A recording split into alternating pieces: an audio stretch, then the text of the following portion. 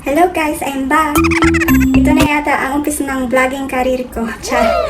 Since madami sa inyo nag-PM sa akin kung paano ko nga ba nilagyan ng voiceover ang aking video, naisipan kong gawa ng video para may masundan kayo step by step.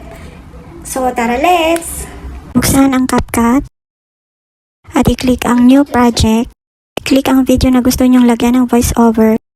I-click ang add para mapunta ang video sa CapCut. I-click ang video at i-slide ang bar button sa baba. Hanapin ang volume para i-mute ito. I-click ang check sign at arrow sa left side at click record. I-click ang mic icon at umpisahan na mag-record. Kapag tapos na, pindutin lang ang mic icon.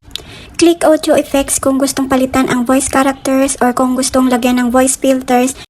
Kapag hindi naka-pro sa CapCut, piliin ang walang pro effects para ma-save.